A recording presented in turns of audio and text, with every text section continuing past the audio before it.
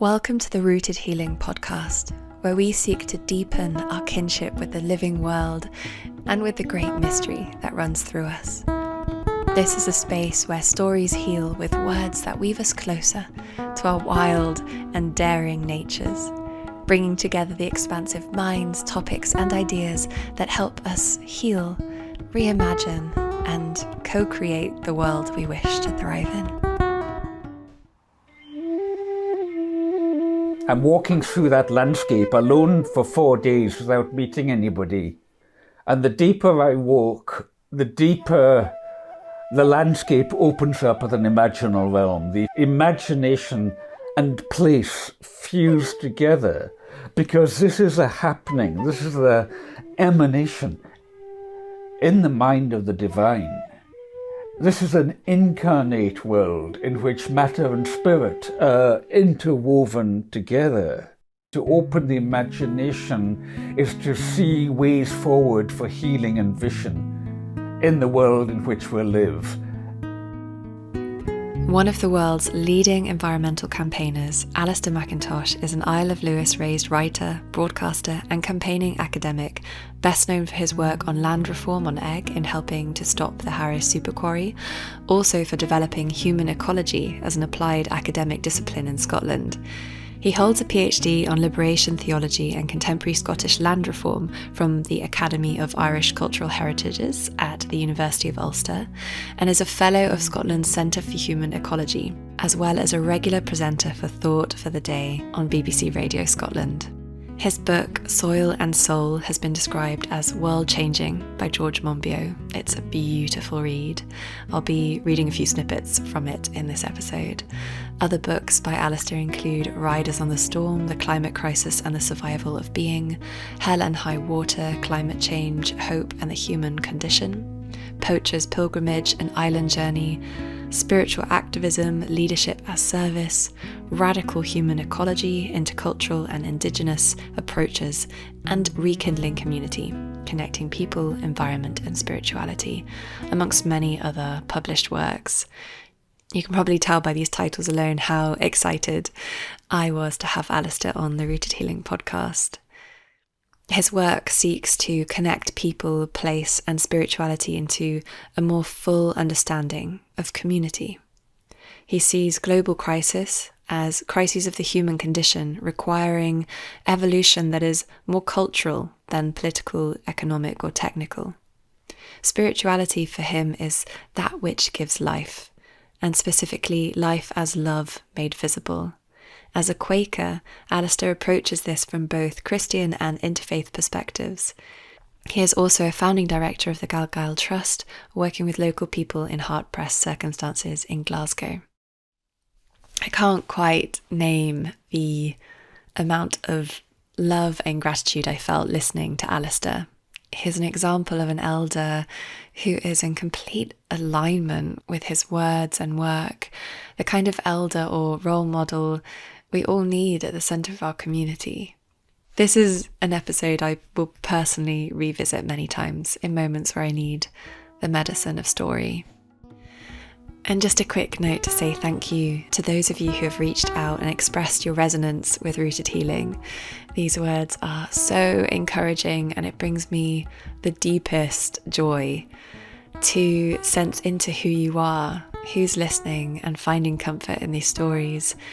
And I hope our paths cross in some way or another. Okay, here's Alastair.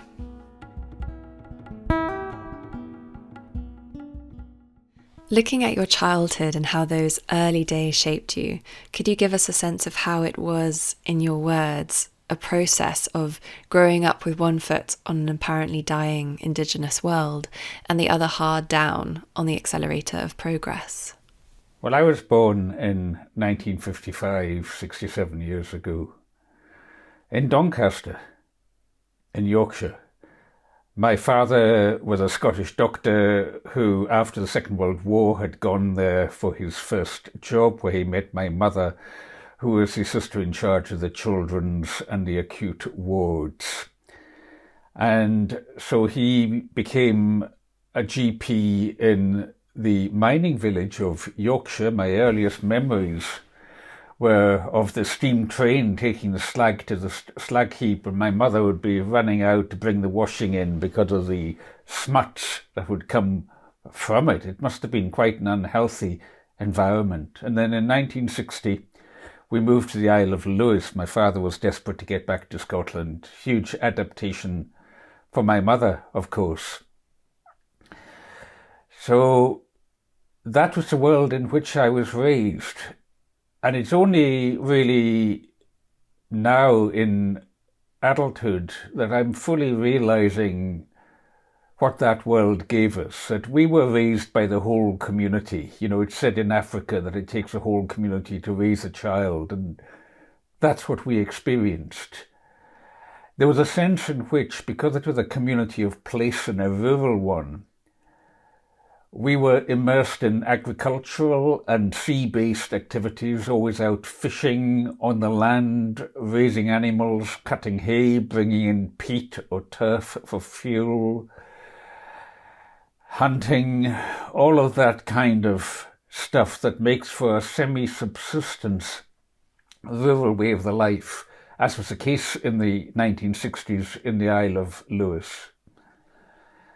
And I think where it most leaves me with today is that on the one hand, you have your foot on the accelerator of progress, as I often like to put it, kind of going full on, flat out at warp speed.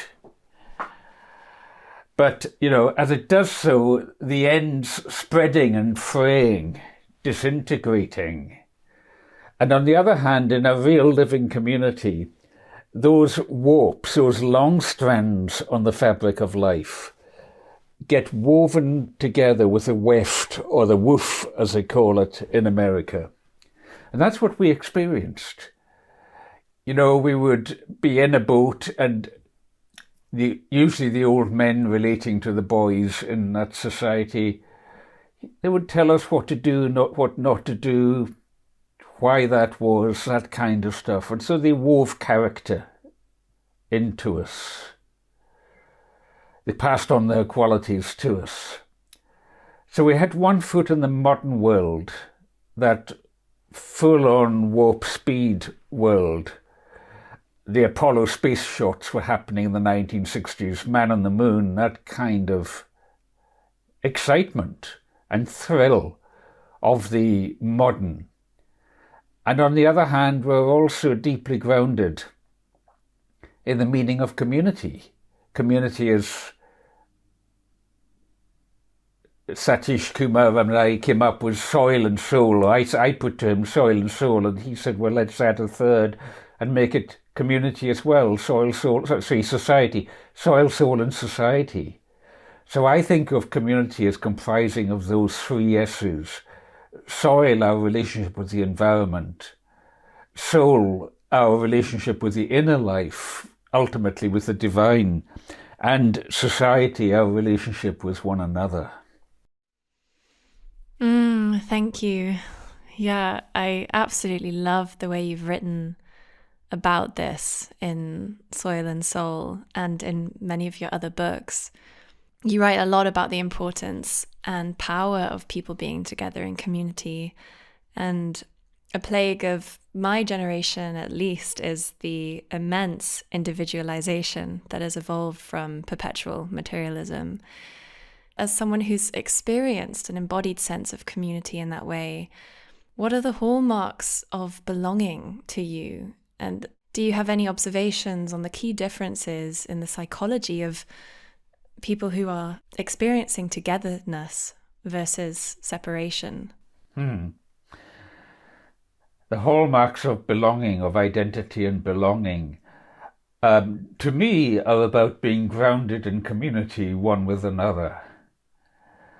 I often use the back of my hand as a metaphor, that in a highly individualistic society, it's as if all we are the fingernails looking across at each other, across the distance between the spread fingers.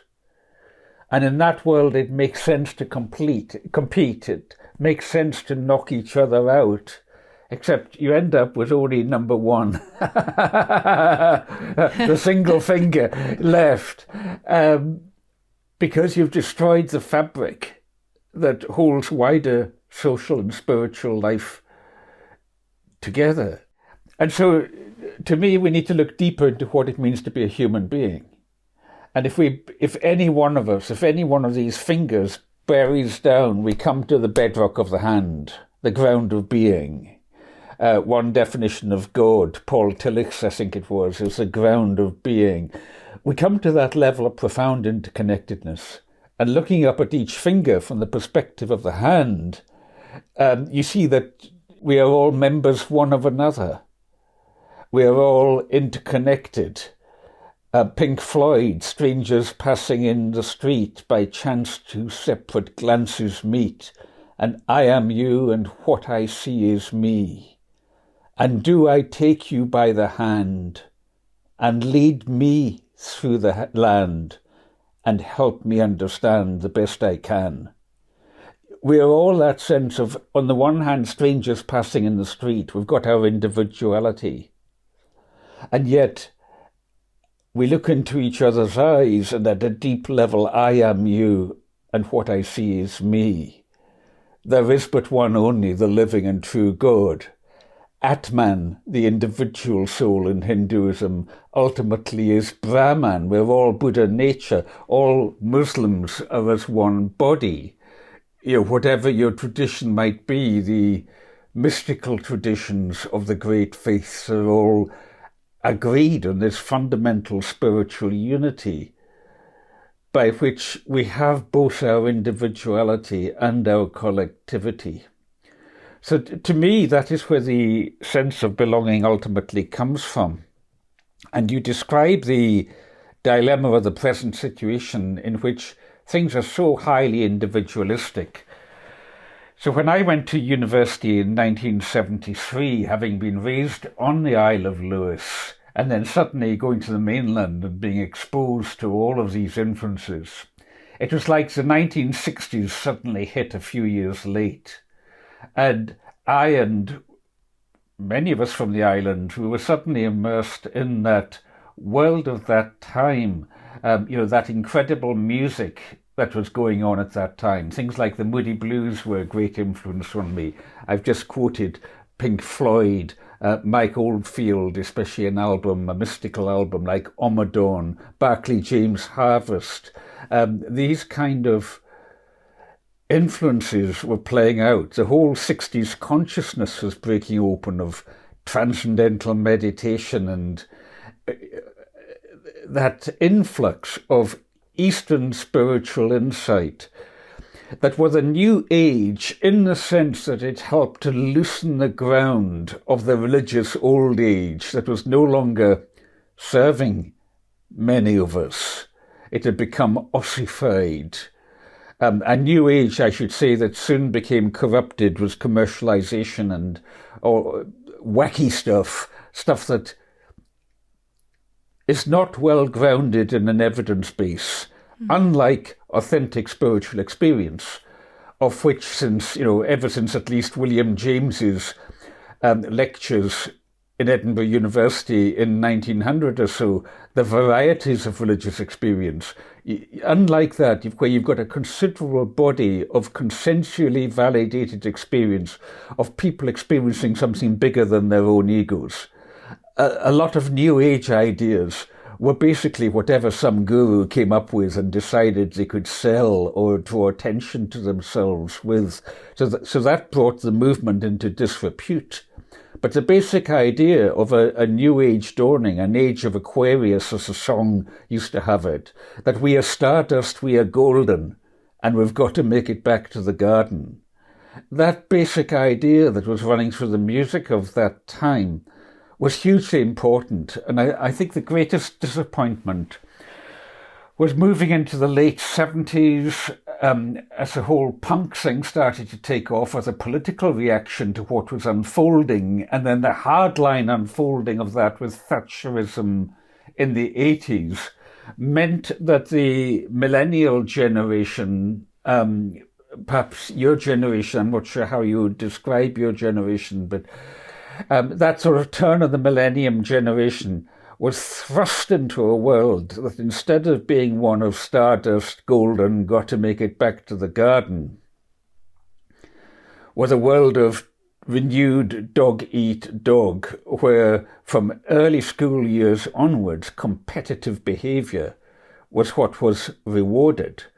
Now that's it's an important distinction from my upbringing, because in my upbringing we were partly seeing that competitive dynamic, but we also had the counterpoint certainly in rural communities, and in some urban communities, from what I understand, you had the counterpoint of a strong container of community around you that taught you different values.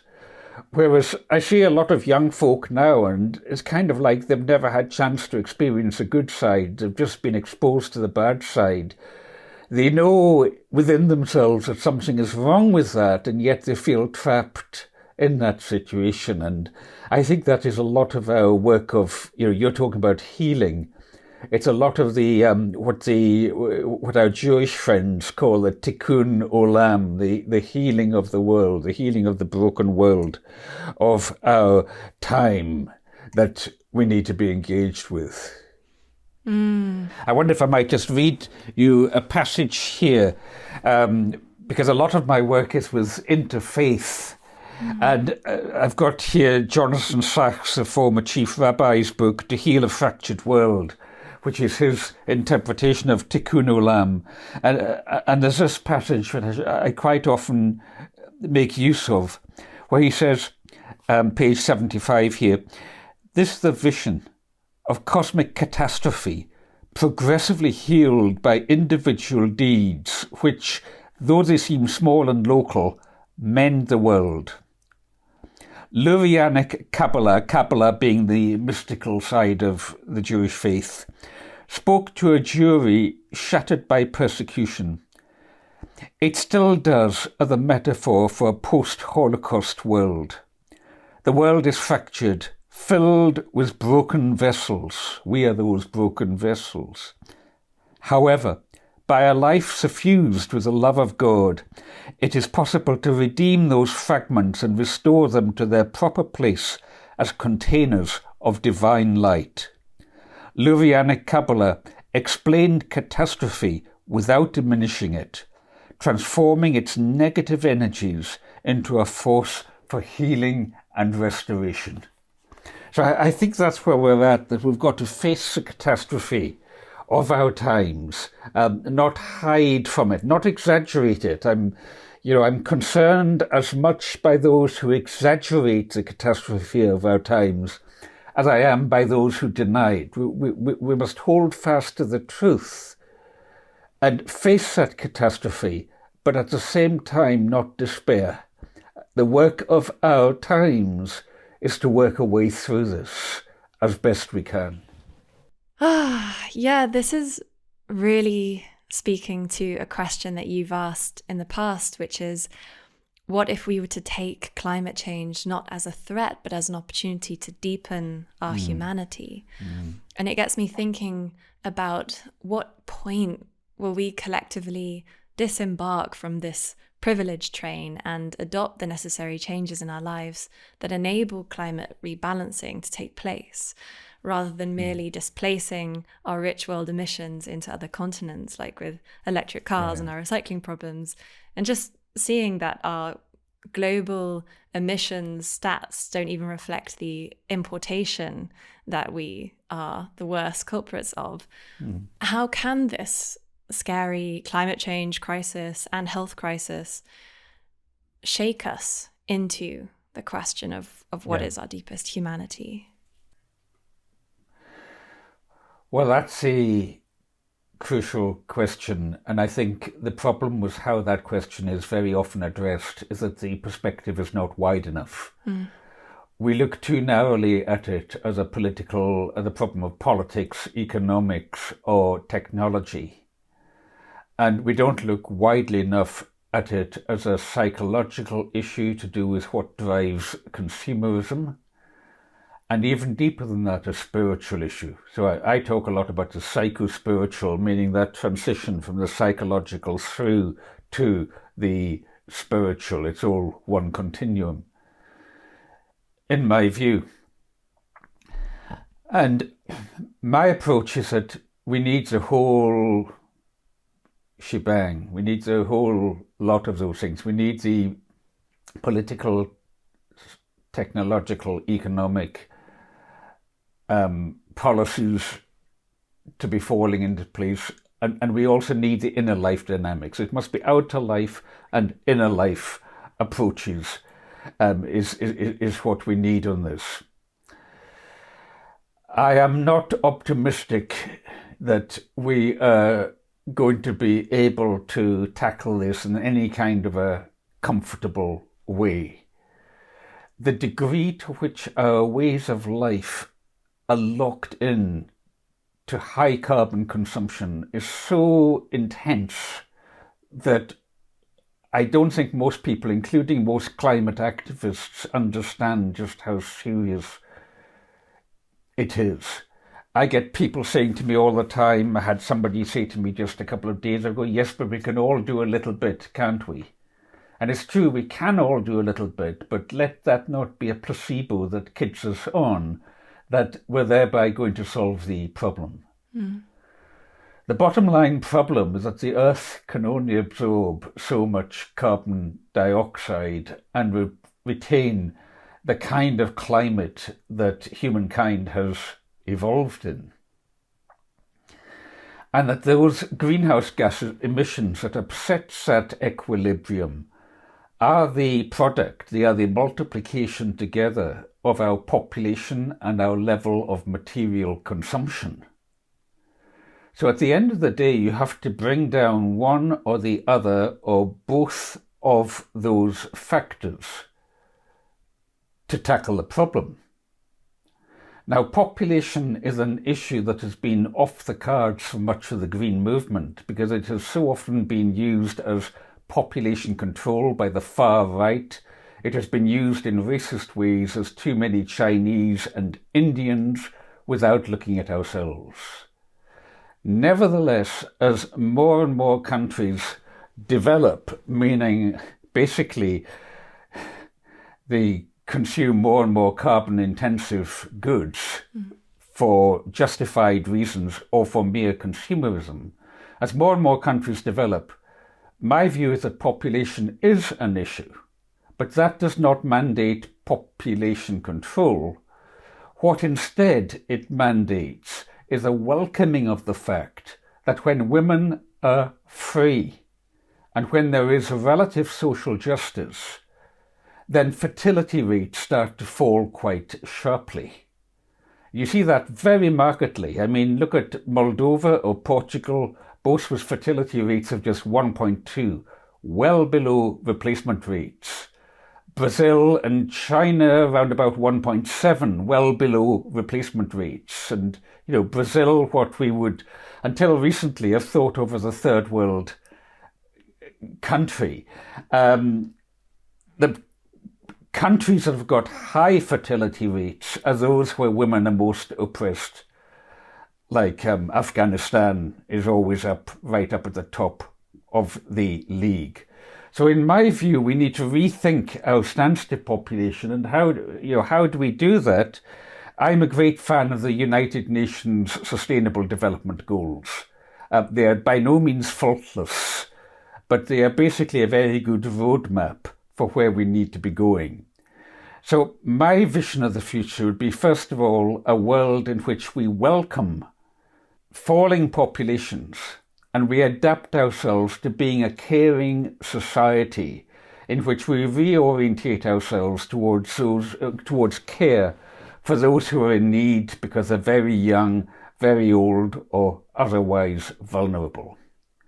But secondly, hand in hand with that, undercutting the drivers of consumerism.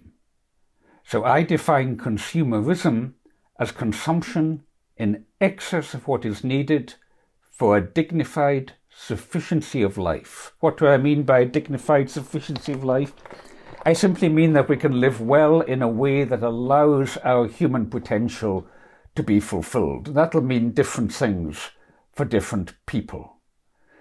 And my view is that those two things, the population side, brought about primarily by women's rights, and the consumption side by undercutting the psychology that drives the need to have in order to be, as Erich Fromm put it.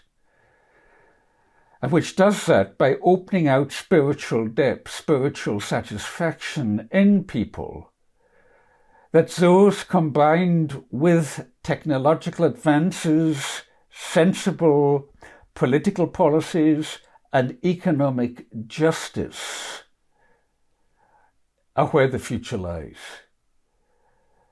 And I don't imagine it's going to be a comfortable ride, but I do think there is a vision there that can give us hope and motivation. And that's what I orientate my work towards. Yeah, you've spoken a lot about this notion of being materialistically rich, but spiritually poor. And, you know, we're in this sort of spiritual poverty. And I'd love to read something you've written. The mainstream manufactures people as a monoculture. It turns us out like cloned rows of apple trees on pesticide-manicured fields.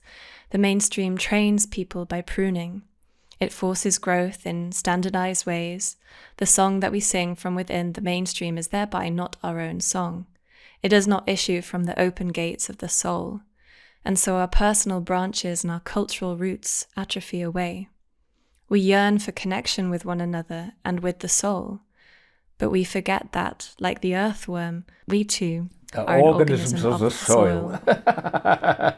That's from Soil and Soul, and I would want to credit one of my mentors, Tom Forsyth, a crofter, a small-scale farmer from Scorig, for inspiring a lot of that.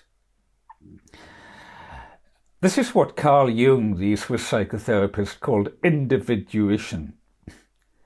Individuation, undivided, to be an undivided self. What does it mean to be an undivided self? In his view, it meant to be a self where the various aspects of our psyche, our egos, our persona, the masks that we put on, the mask that I'm wearing just now as a writer, being interviewed by you in your mask as a podcast producer, our contrasexual partners, a part of me that is feminine within, the part of you that is male within, to use those terms in somewhat stereotypical form. All of these become undivided, individuated around the deep self, which is the soul within. And so when I'm faced with people feeling lost about their belonging and identity, I try to call them back to who they are at a soul level. What the ground of their being is, what you experience is most deeply you. What do you love? That's how do you know that? We know it by knowing what we love, the values that we serve, what we give our time to. If you want to know a person's heart, follow what their passions are. And it's important to recognise that this is a progressive dynamic. We don't need to be stuck. If we look at ourselves with that inner mirror, and we don't like the look of what we see there or some of what we see there, then that's cool, that's okay. That's your starting point.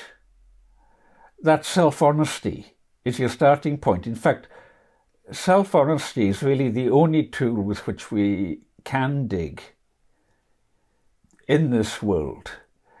Because if you try to force things, if you try to make yourself out, either to yourself or to others, as something that you're not, all you do is create another mask of falsehood, another layer of Maya, of cosmic illusion, as Hinduism would have it.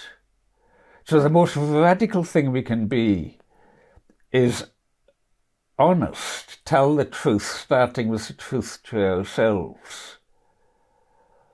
And I find it very striking in my most recent book on climate change. My first book, Hell and High Water, tackles violence and consumerism as drivers of climate change. I look a lot at the dynamics of truth, and I explore Gandhi's use of the Sanskrit word satya, S-A-T-Y-A, which he points out means both truth and reality. That truth is reality, reality is truth. We talk about the living truth, that kind of thing. I find it very striking that the New Testament uses exactly the same word in its original Greek, at least exactly the same sense of meaning, double meaning. The word aletheia, A-L-E-T-H-I-A, which is a feminine noun for truth. The truth shall set you free. I am the way, the truth, and the life. These kind of sayings of Jesus means both truth in the sense of literal truth, but also truth as reality, the living truth, reality revealed. So the power of truth is that it calls us into reality, it calls us out of falseness into reality. It calls us into authenticity, that which is authored from our deepest levels within. And the wonderful thing about a spiritual perspective is that we're not alone in that journey. But the more we dig from where we stand, the deeper we find ourselves standing in that spiritual ground. I live, yet not I, but Christ lives within me, said Paul on a good day. The whole lessons of the Bhagavad Gita, Upanishads in Hinduism, being that ultimately we are one with the divine, or as the letters of Peter in the New Testament puts it, partakers or participants in the divine nature. And then the real trip begins when we start looking for that in others. You know, when I look on you just now, Veronica, on the screen as I'm seeing you as we record this podcast, you know, another face of the goddess, yet another face of the goddess or the god within, that kind of dynamic. You get on the bus and it's full of the masks of God behind all these different people. You meet somebody obnoxious and you have to remind yourself, yet another mask of God on that long journey, as Ram Dass, the Jewish American teacher, puts it, of walking each other home. We're all walking each other home. And so the question is not so much how am I going to argue with or compete with this other human being, but how am I going to draw them into a recognition? How am I going to draw myself into a reminder that the name of the game is that we're all walking each other home?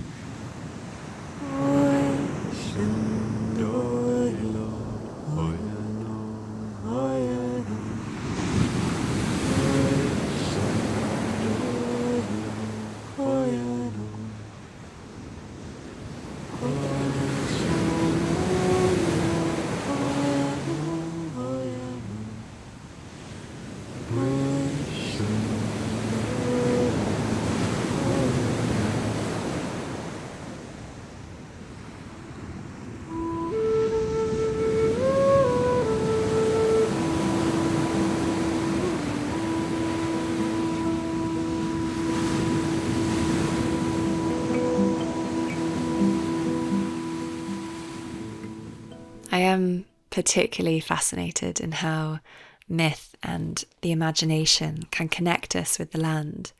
And you've spoken about the dissociation of sensibility, first set in motion with the Reformation and the suppression of our imagination, such as the fairy world here in Britain, which has led to a hollowing out of the human psyche, ripening it for colonisation by consumerism, as you've put. So with this emptying of our spirituality, which you've already touched upon, the culture satisfies its quest for meaning with addiction and confuses having with being, as you mentioned earlier. So how can myth and imagination help us heal this bottomless hole we keep trying to fill with things and accomplishments? Okay, so in Hell and High Water, my first climate change book, I look at the psychology of consumerism and the way that marketing developed after both the First and Second World War to keep the American predominantly economy going by driving the creation of want instead of simply satisfying needs. And by hooking into deep drivers in the human psyche, using Freudian and Jungian psychology not as a tool of therapy, but as a means of exploitation. They basically exploited this to figure out how they could trigger buying behaviour. And then in my second book on climate change, the recent one, Riders in the Storm, I take that forward and take land reform here in Scotland as an example.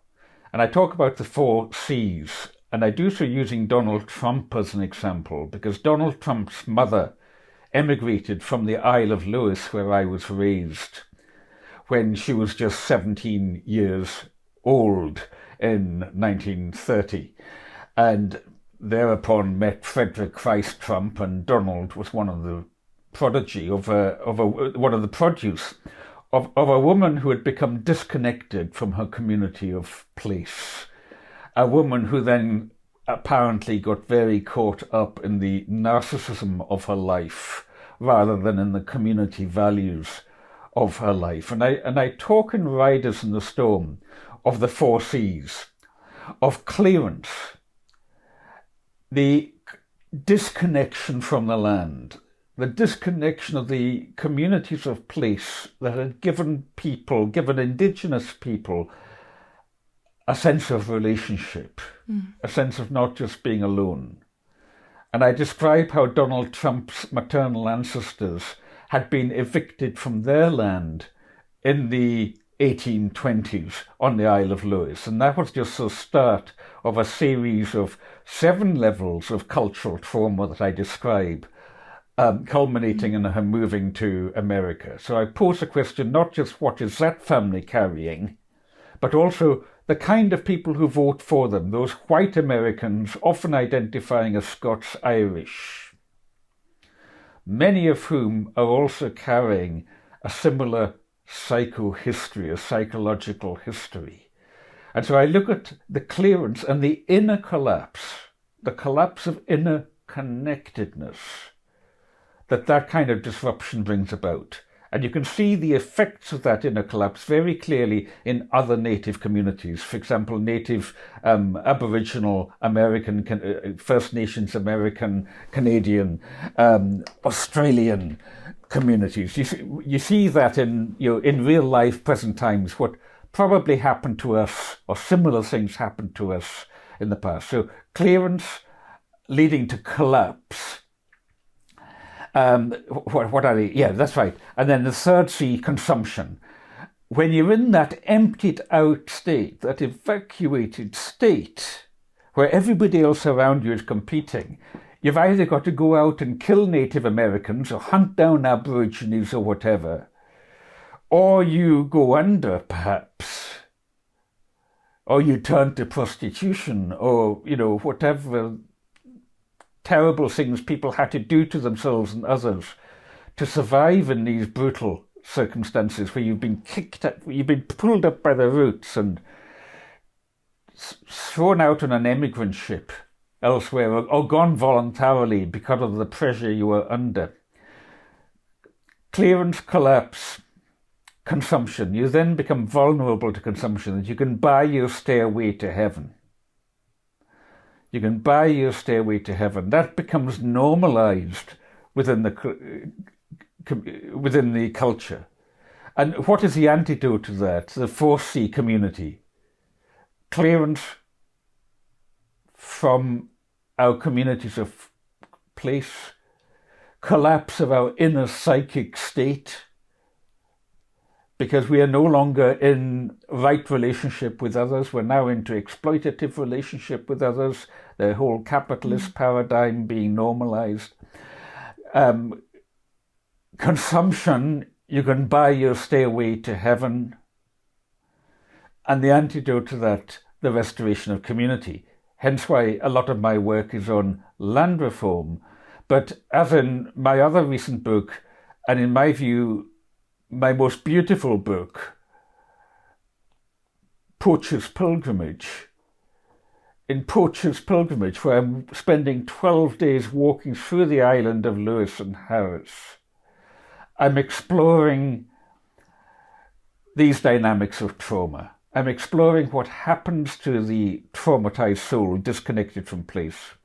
I'm doing so both in the context of the Isle of Lewis and Harris, which is one island just separated by a mountain range, which I'm walking through, but also from the context of having spent 20 years lecturing in military staff colleges as a guest lecturer on courses like the Higher and Advanced Command and Staff Colleges in the UK Defence Academy, similar in Ireland, in France, in Switzerland, speaking to senior military about the imperatives of non-violence, about the transformative power of non-violence, how in order to tackle war, we've got to tackle the trauma that war causes.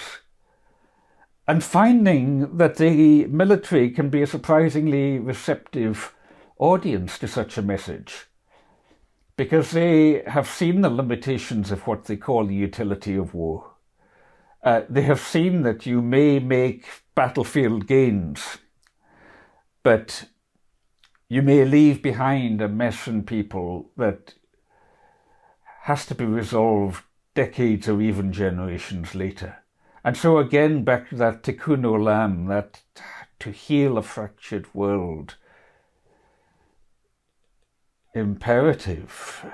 Again, back to that sense of the opening words of the Quran, which Muslims will say sum up the whole of Islam: in the name of Allah, the most beneficent, the most merciful, the sustainer and cherisher of the world. You see, when you hold fast a sense of the divine that is not about a war god, but is about God is love, the sustainer and cherisher of the world, the most beneficent, the most merciful. Then we have a vision. Then you mentioned imagination. Then you get into a realm where is his book here? I've got it just here waiting to be read. Here we are. The modern title is Alone Was the Alone. The original title in this book by Henry Corbin was Creative Imagination in the Sufism of Ibn Arabi. This is from Princeton University Press. You get into a realm where, as Corba puts it, prayer is imagination. In Poacher's pilgrimage, I'm walking through my own island. I'm walking through that landscape alone for 4 days without meeting anybody. And the deeper I walk, the deeper the landscape opens up as an imaginal realm. The imagination and place fused together, because this is a happening, this is the emanation in the mind of the divine. This is an incarnate world in which matter and spirit are interwoven together. But most of the time we're not aware of that. And so to walk is to pray is to open the imagination. To open the imagination is to see ways forward for healing and vision in the world in which we live. Healing and vision that may not save us. You know, we may be taken out in the course of it, but this is something that requires a God's eye view. This is something where each of us are in the trenches, if you imagine the First World War or Ukrainian trench, and we're each at our positions in the trenches. But there's a bigger vision, if we can rise above that and take a God's eye view of the whole. And that is where faith comes in, to trust that we are held in a greater hand, and that our call, as the Bhagavad Gita puts it, with the karma yoga, the yoga of work, the yoga of following your calling, yoga being union with God. Our call is, and again I quote Ram Dassan, is to honour your incarnation, to say, what is it that I have been given in this world, no matter how inadequate or humble it might be. What is it that I have been given, and how can I apply my little bit to open out the dynamics of love in this world.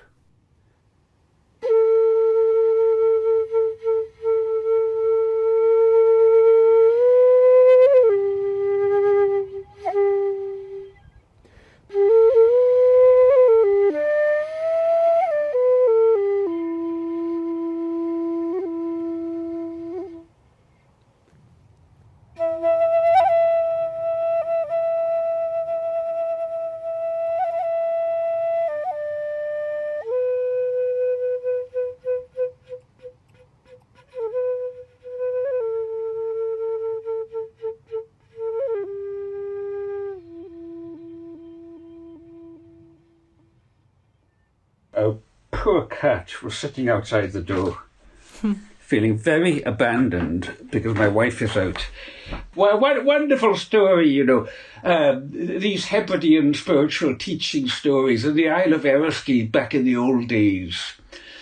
The saints would regularly wander the land, and even the figures from out of the Bible. And so it was that one day on the Isle of Eriskay, Jesus and Mary were walking through the island, hungry and cold, and they came to a door and knocked on it and said, "Excuse me, but have you any food?" And the woman said, looked at them and said, "No, off you go, I've got no food here." And so they carried on through the village until they found a house that took them in. And meanwhile, the woman went to cook the evening meal and opened the chest where she kept her meal, kept the grain, and it was swarming with rats. And she reflected this clash between the outer life and the inner life.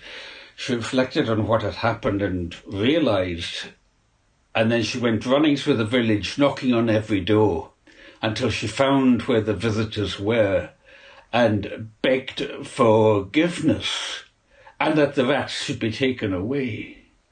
To which Jesus replied, "Well, I can certainly forgive you, but I cannot take away the rats, so they're beyond my power because you brought them upon yourself. But I'll tell you what I can do." And Jesus reaches into his cloak and he takes out a little something and lays it in the woman's hand. And she opens her hand and there is a tiny kitten. And Jesus says, "If you take it home and look after it and love it so that it will not want to run away, then you will have rid yourself of the rats." I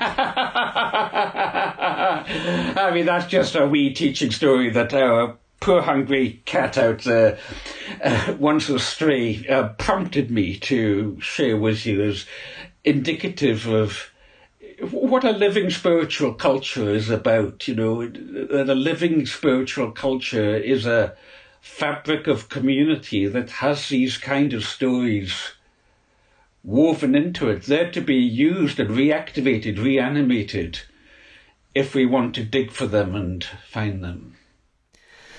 I love that image of stories as threads that weave through community, ready to be reclaimed or retold, rewoven.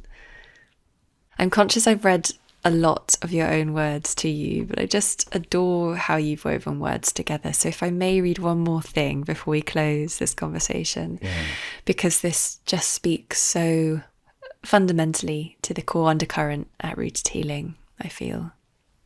This is from Soil and Soul. "The great disease of our time is meaninglessness. If fresh well springs of hope are to be found, we must first cut through the collective hallucination that there is no alternative to nihilism. We must dig where we stand. We must get beneath the grassroots of popular culture and down to the eternal taproot. Here, new life can grow from ancient stock. But to make blossoming possible, we must embrace our losses. We must face the reality of a brokenness of heart that is both personal and of the world. Surprisingly, that is when we discovered that the pain is the mantra. The very suffering of the world can be what repeatedly calls us back to the imperative of its healing. if we can persist and sit with the reality, not running from it, a music may eventually be heard. The fetters of destructive control loosen. Life's dance resurges, and there is joy in spite of everything. And I wanted to read that because I often end interviews with an invitation to share your vision rooted in hope. So whoever is listening can amplify that calling with our shared vision. Yet hope is sometimes an unwanted word in the world of activism. You've written that one cannot help but hear the thundering hooves and feel the hot breath of the apocalypse cantering by, and that you've been forced to abandon optimism and take recourse in hope. So can you share with us something hopeful that we can tend to and water with our attention? Well, I distinguish between optimism and hope. Now, that's an arbitrary distinction. I've basically taken two words and said I will use one word one way and another word the other way.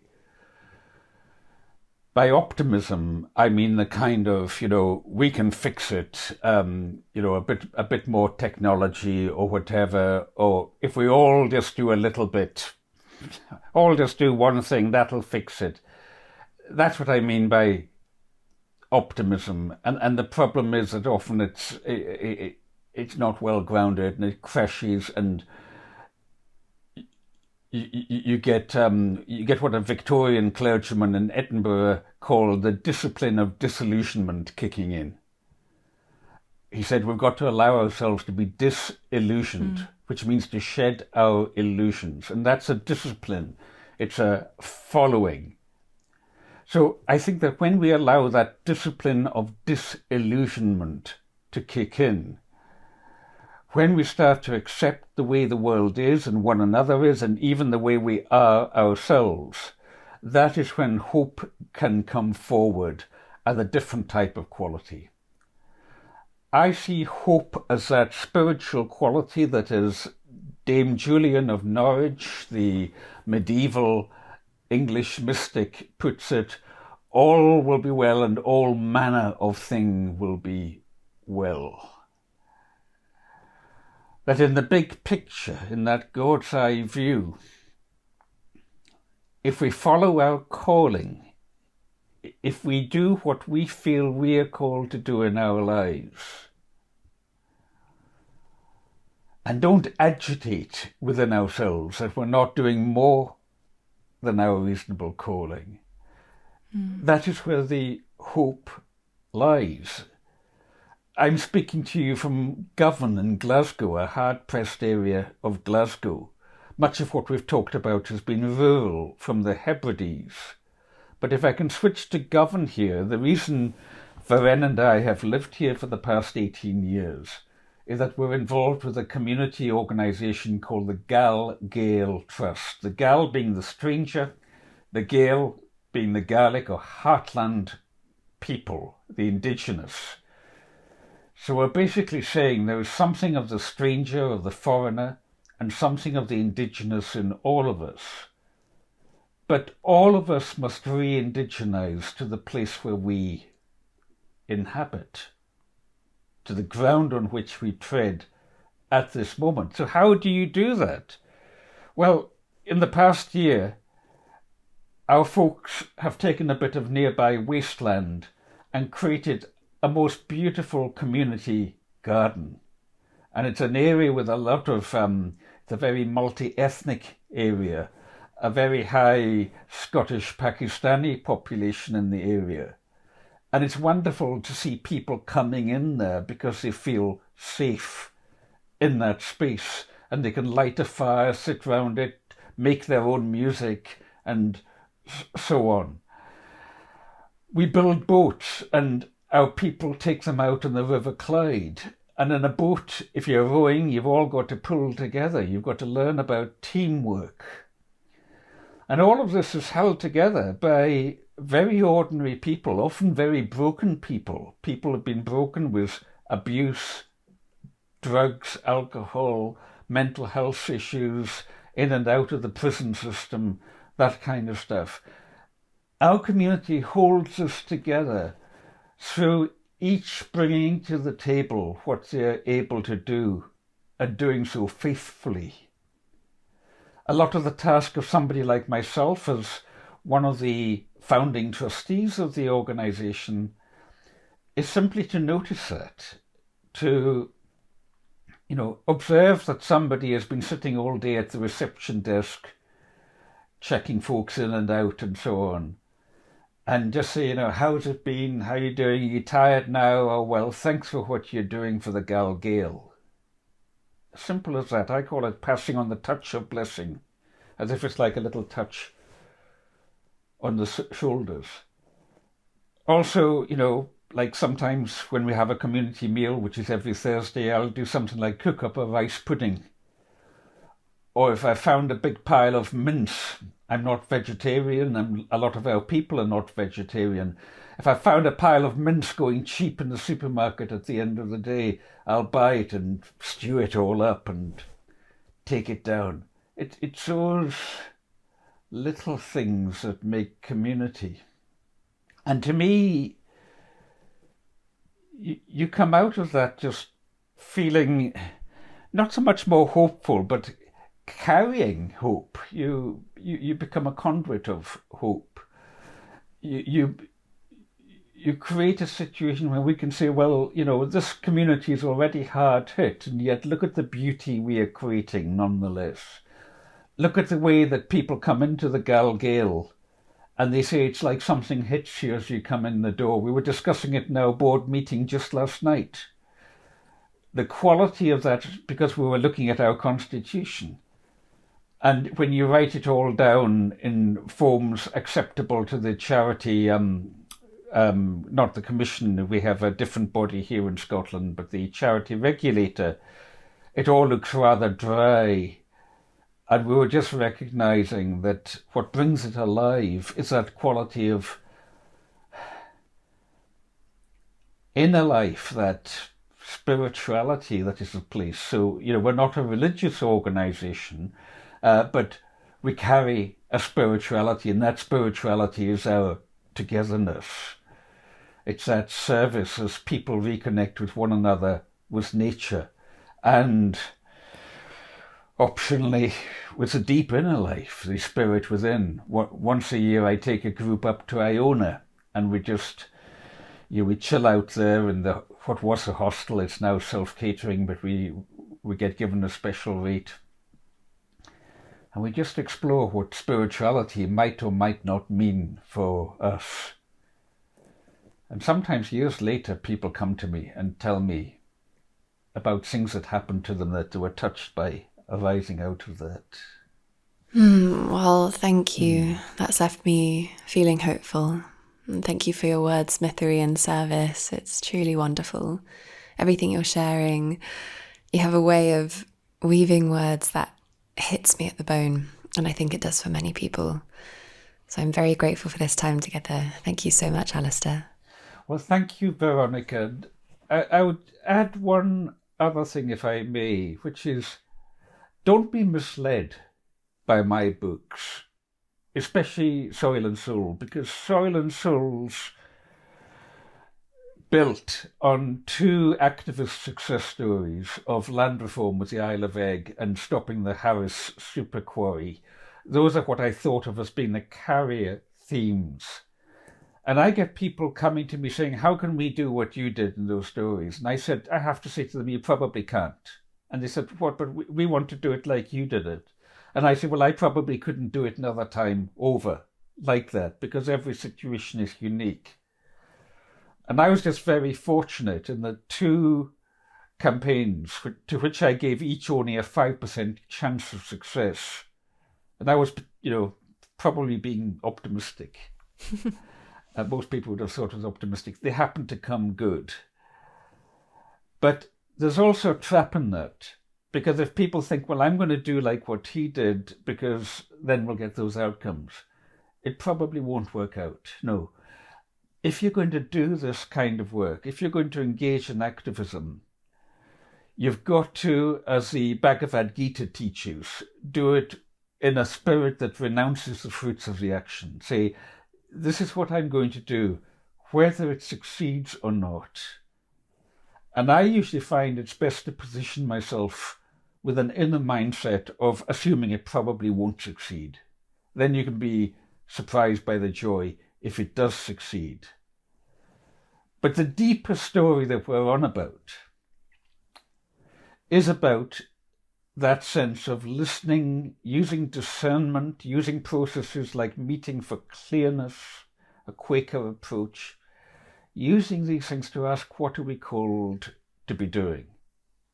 And I think this is hugely important with activism, because it's very easy to get drawn into everything being on the outer. We've got to do another action, without attending to the inner life. And at the risk of not seeing that another action in which we demand this or demand that may not add up in a democracy unless people are going to vote for those things. And so we may be asking politicians to do something which they don't actually have the latitude to do and yet remain in power just now. So how do we deal with that frustration? I believe we deal with frustration by taking it down to a deeper level. Whenever we're stuck at a particular level, dig deeper, dig deeper, dig deeper. And this is where grounding in our humanity, working with one another to deepen our humanity, working with one another to have conversations not just within our own bubbles or within our own silo on Mastodon or whatever it is just now, not just in those contexts of mutual support, but also to have conversations across the garden fence, to have conversations. I mean, on Tuesday I've got somebody coming around. He's a former Labour Party politician who often disagrees with me on things. And I said, well, come on round and we'll open a bottle of whiskey and have a dram, as we say in Scotland, and we'll talk about it. Yeah, have these kind of conversations, because I will learn from him and he might learn from me. And the main thing is we go, hopefully we go away as friends and not just arguing with each other on Twitter, as has otherwise happened. So to me, this is where the real deep work of activism goes. And this is where the outward and the outer life and the inner life weave together. And if your healing podcasts can bring that kind of tikkun olam, that kind of, again, Jonathan Sachs, chief rabbi there, a former chief rabbi, to heal a fractured world. If you can bring that kind of healing in with what you're communicating through your podcast, then all blessing be with you and those who listen to you.